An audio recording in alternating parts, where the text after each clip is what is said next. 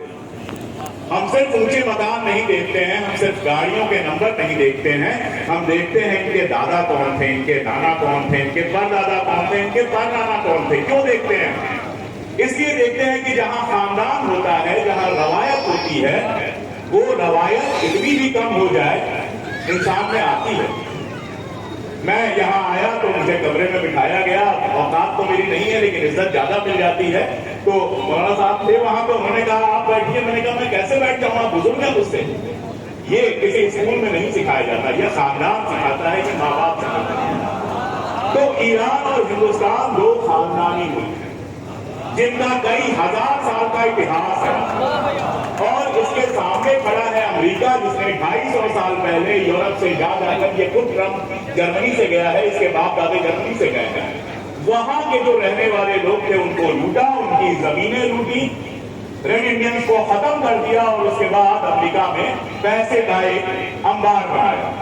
और इजराइल की कहानी तो मैं क्या ही सुनाऊं, वो आप जानते ही हैं। उसकी जितनी उम्र है उससे ज्यादा तो मेरे बाप की होती है अगर वो जिंदा होता। तो एक तरफ ऐसे मुल्क हैं और एक तरफ ईरान और हिंदुस्तान जैसे मुल्क है। मैं क्यों ये बात कह रहा हूं? लगातार शहादत की बात हुई, वसीम भाई ने महफिल लूट ली, उसके बाद मेरे सामने चुनौती बहुत बड़ी है कि मैं कैसे आप लोगों को रोक के रखूं। शहादत की बात लगातार होती है, और कई बार जहां मैं जाता हूं कहा जाता है कि शिया जो ट्रेडिशन है उसमें शहादत की बहुत वैल्यू है। मैं रोकता हूं कि ये मामला सिर्फ शिया ट्रेडिशन का नहीं है। किसी भी पुरानी सभ्यता की जब आप बात करेंगे तो वहां पर शहादत होगी।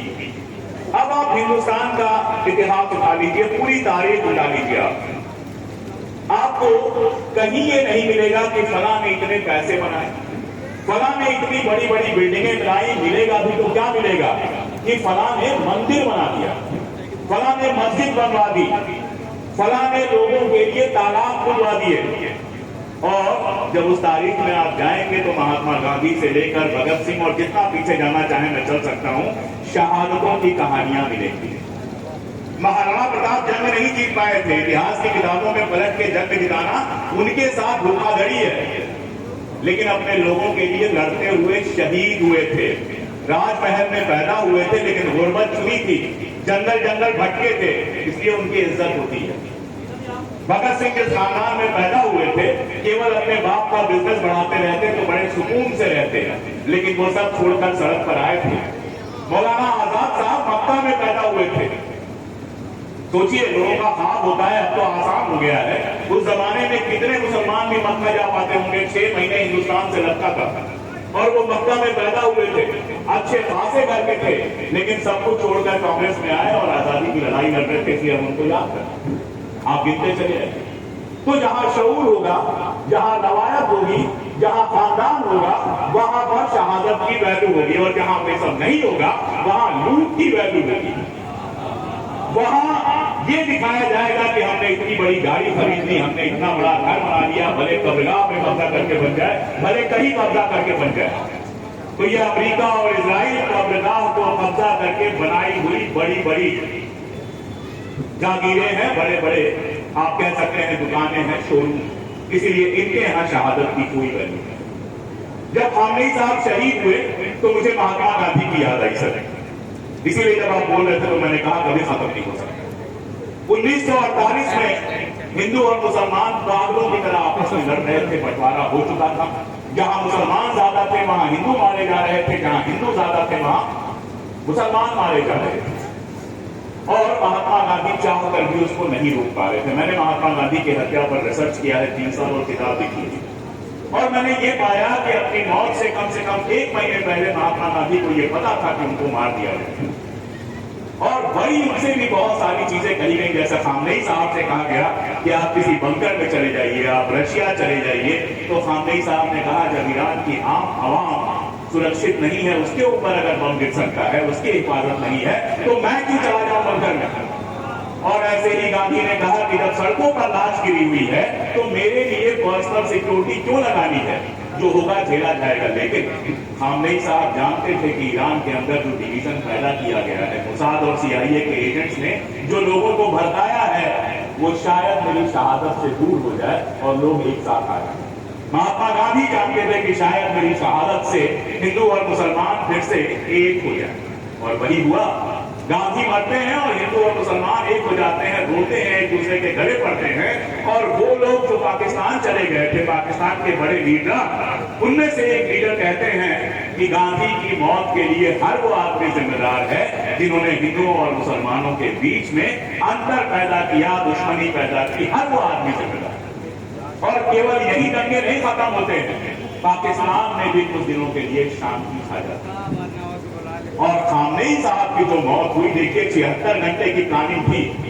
और ये बात अगर जो लोग मुझे रेगुलर देखते हैं, आप लोग सब मुझसे जुड़े हुए हैं, भले हम शक्लें ना पहचाने, लेकिन जो लोग रेगुलर देखते हैं, मैंने पहले दिन कह दिया था कि 76 घंटे का मामला है। अगर 76 घंटे में 72 घंटे में ईरान पर कब्जा हो गया तो हो गया, वरना 72 जन्मों तक ट्रंप और नेतन्याहू ईरान पर कब्जा नहीं कर पाएंगे। क्यों कहा था? क्योंकि इनकी सारी उम्मीद गद्दारों पर थी, इनकी सारी उम्मीद ईरान के उन गद्दारों पर थी जिनको CIA और मोसाद ने खरीद लिया था। और इनका प्लान था कि खामनेई साहब शहीद हुए, उनके साथ एक पूरी लीडरशिप शहीद हो गई। और जब रहबर आजम शहीद हो गए तो उनके लोग तो शोक में डूब जाएंगे, दर्द में डूब जाएंगे, और जो उनके दुश्मन हैं वो सड़कों पर उतर जाएंगे। और फिर तेहरान की सड़कों पर अमेरिका का झंडा लेकर वो शाह पहलवी आ जाएगा जो अमेरिका और CIA और मोसाद के पैसों पर फल रहा है, जो अगर नॉर्मल कंडीशन में तेहरान के एयरपोर्ट पर उतर जाए तो वहां से अपने महल तक जिंदा नहीं जा पाएगा, वो वहां बिठा दिया जाएगा उसको। ये प्लानिंग थी। और सर, हमारे नरेंद्र मोदी जी भी जब गए थे इजराइल तो उनको भी यही बताया गया था। ये बात बाद में आई, मैंने उसी दिन कह दी है। और इसीलिए वो गए थे कि इजराइल दोस्त है, UAE दोस्त है, ईरान में भी हमारा एक दोस्त बैठ जाएगा तो फिर न तेल की कमी होगी, न पेट्रोल की कमी होगी, न किसी और चीज की कमी होगी। और ट्रंप को भी यही कहा गया था कि 72 घंटे में सब कुछ हो जाएगा। लेकिन हुआ क्या? हुआ ये कि पर्शिया की तहजीब ये भूल गए। हुआ ये कि इन्होंने कभी शाहनामा पलट कर देखी नहीं। अगर 10वीं सदी में लिखी हुई फिरदौसी की शाहनामा पढ़ ली होती इन्होंने एक बार। और शाहनामा की खूबी क्या है? शाहनामा शुरू होती है पर्शिया के उस इतिहास से जब वहां इस्लाम नहीं आया था, और उस इतिहास तक जाती है जब इस्लाम आ गया था। और पर्शिया का कल्चर, पर्शिया की तहजीब इस्लाम से भी आगे निकल जाती है। मैं इस बात को क्यों कहता हूं? हम हिंदुस्तानी हैं, मैं गया हूं, मिडिल ईस्ट काफी घूमा है।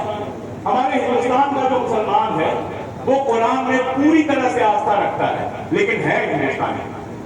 मेरी जो ट्रेनिंग हुई है, मैं देवरिया में पैदा हुआ हूं, तो वो ट्रेनिंग हुई है कि मस्जिद के सामने से तुम गुजरो तो सर झुका दो, और मंदिर के सामने से अगर मेरा मुसलमान दोस्त गुजरता था तो वो सर झुका देता। मैं आपको एक बात बताऊं, छोटी सी बात आपको बताऊं। एक रवायत जैसे मैंने बना रखी है पापा के जाने के बाद की कोशिश करता हूं रमजान में मैं घर चला जाऊं और वहां पर एक इफ्तारी अपने दोस्तों के लिए रखी। तो ये इफ्तारी रखी गई। किस्सा ये है सर कि मेरे अगल बगल 3 ब्राह्मण बैठे हुए थे।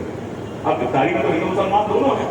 तो एक ने घड़ी देखी और कहा कि वक्त तो हो गया है, 5:59 हो गया है, शुरू क्यों नहीं हो रही है? तो दूसरे ने कहा बेवकूफ, मस्जिद से जब घोषणा होगी उसके बाद शुरू होगी। और मुझे लगा कि ये हमारी रवायत है, हम हिंदुस्तानी है, हम जानते हैं इस चीज को। हिंदुस्तानी मुसलमान मुझे अलग इसलिए लगता है कि वो सबके बावजूद हिंदुस्तानी है।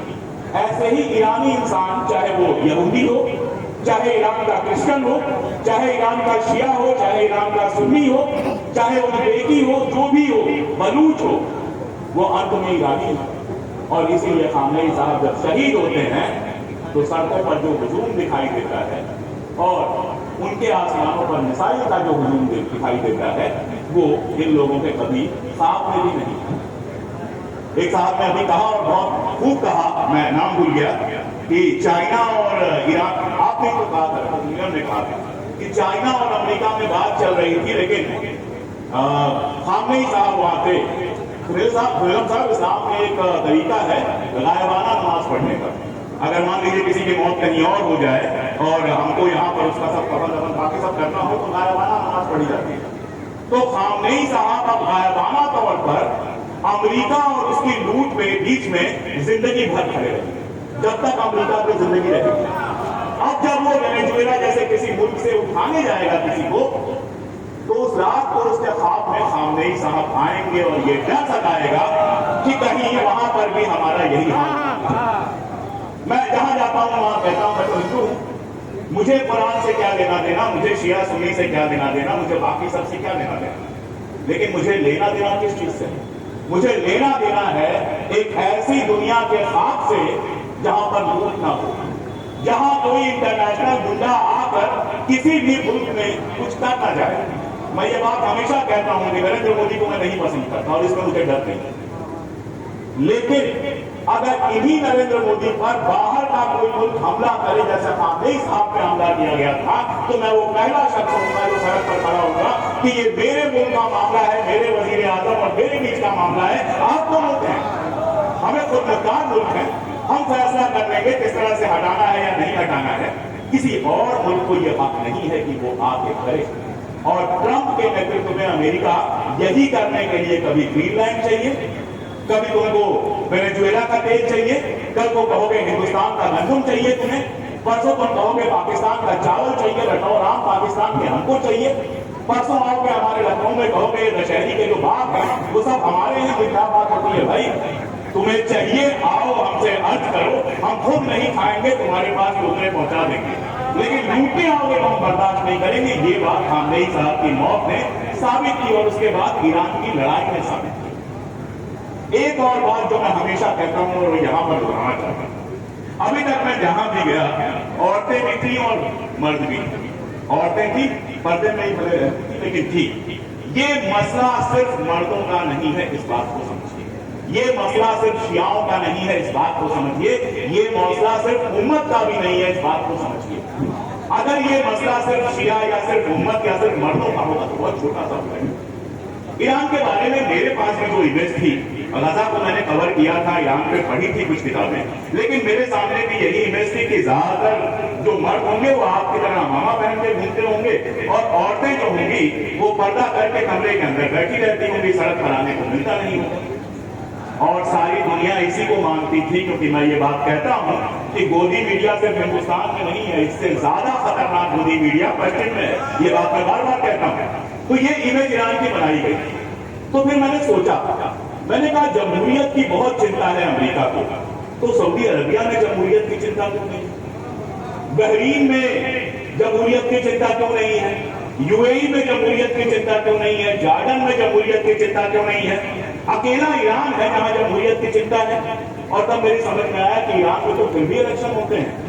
पजेश्कियन साहब जो बैठे हुए हैं या अराक्ची साहब का हिंदुस्तान में थे जो कुर्सी पर बैठे हुए हैं, इलेक्शन में चुन गया, और जब चुन के आए तो ईरान में शोर ये मचा कि ये तो उदारवादी लोग हैं, लिबरल लोग हैं, इनको तो खामेनी साहब नहीं पसंद करते। यानी खामेनी साहब की मर्जी के खिलाफ भी वहां इलेक्शन जीता जा सकता है और गद्दी पर बैठा जा सकता है।